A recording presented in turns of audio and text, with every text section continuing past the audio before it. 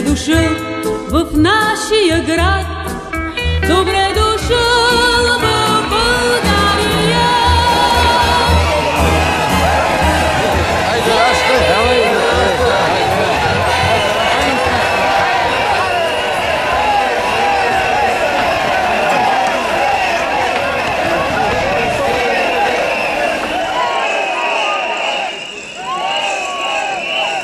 Скъпи съотечественици, граждани на Република България, дълбок поклон пред всички вас, които днес сте на този площад, за да изразите своята позиция и своето отношение към управлението на ГЕРБ и към господин Бойко Борисов. С коя дума се обръщаме към него днес? Оставка! Скъпи приятели, всички ние, близо 20 000 българи сме тук. Не само защото идва зима и хората тънат в мизерия. Не само защото наближават избори, които ще са съдбовни за България, за бъдещето на всеки човек. Ние сме тук, защото ГЕРБ вкараха България и всеки един човек в нашата страна в тежка криза.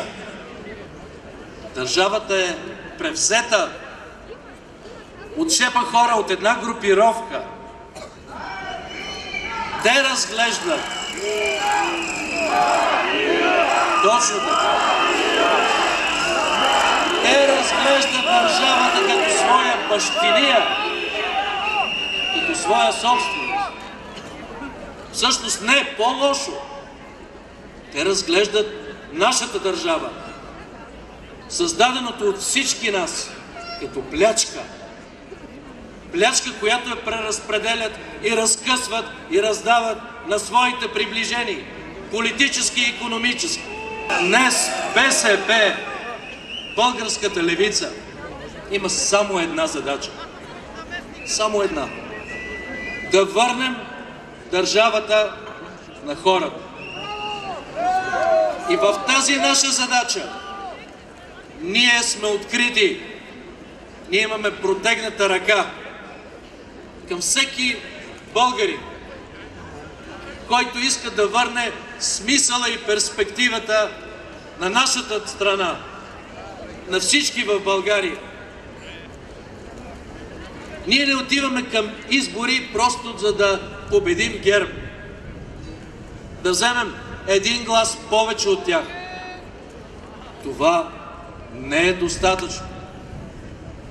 България се нуждае от цялостна, смислена, радикална промяна, която да направи България модерна, европейска, социална държава, с работеща икономика и с институции, които са подотчетни на хората, които се контролират от граждани, които заработят за общото благо, а не за нечий частен интерес.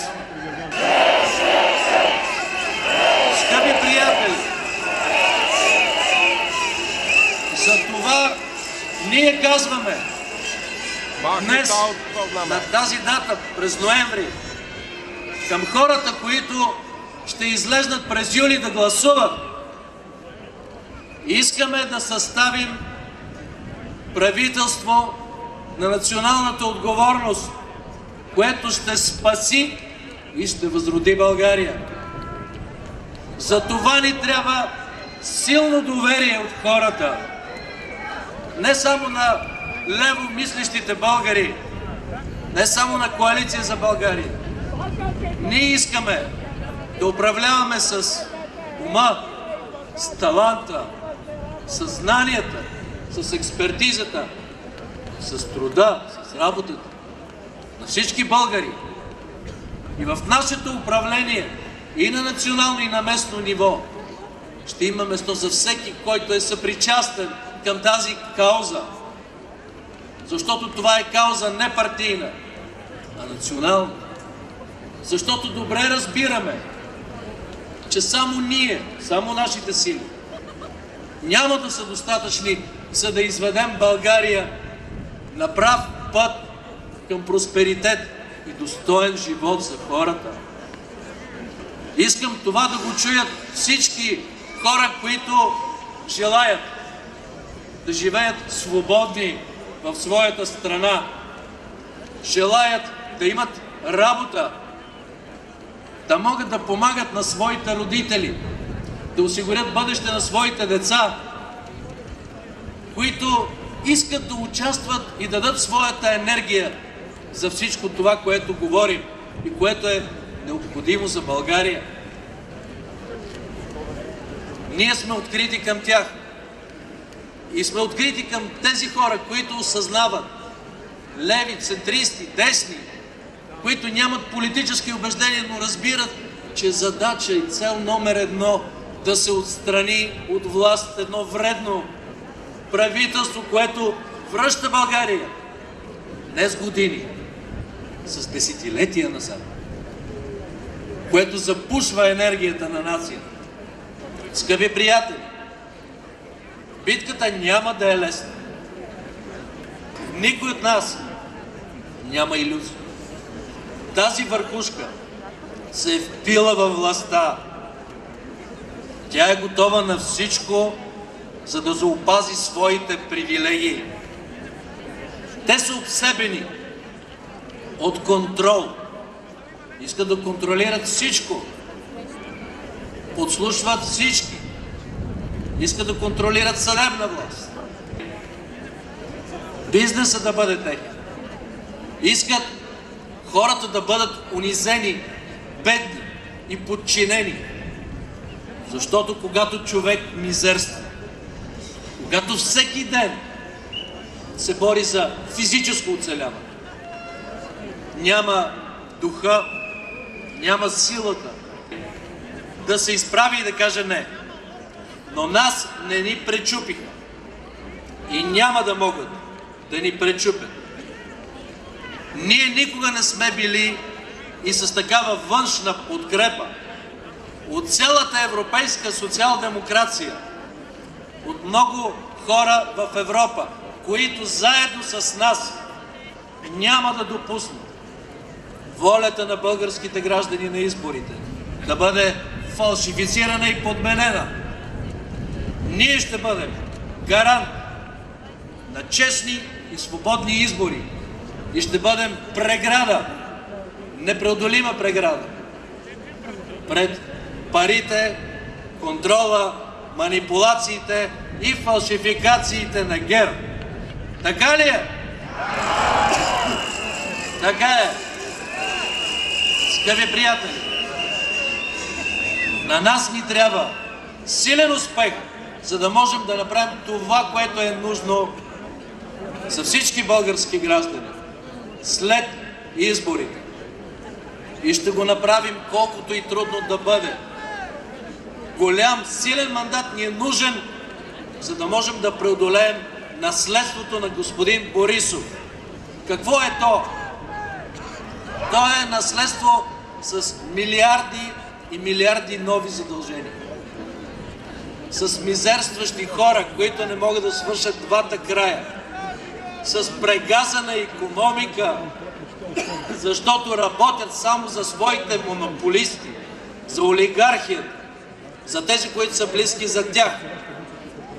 С огромни проблеми, които ще трябва да бъдат преодолявани. Да, тази власт е власт на мафията. По същество.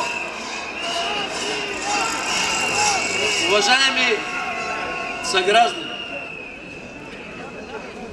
много добре знам, че за 23 години е натрупана огромна умора, много отчаяние. Много българи се оттеглиха от политиката, не искат дори да гласуват. Казват, всички са еднакви, нищо няма да се промени. Това, че вие сте тук, е послание към всички хора, на България, които мислят и търсят алтернатива. Това послание, че надежда има, че БСП осъзнава своята национална отговорност, че имаме план за различна политика, която поставя в центъра на всичко обикновения български граждани. Промяната трябва да гарантира силна, но демократична и отговорна държава. Промяната трябва да гарантира работеща икономика, основана на производство и на създаване на работни места. Промяната трябва да гарантира бъдеще за младите хора чрез приоритетно развитие на образованието и чрез създаване на специални механизми за младежка заетост. Промяната трябва да гарантира достъпно и качествено здравеопазване на хората. Промяната трябва да гарантира достоинство и уважение. Уважение към всеки един човек в България. Скъпи приятели, ще постигнем това, защото нашата кауза е България. Възраждане на България! България!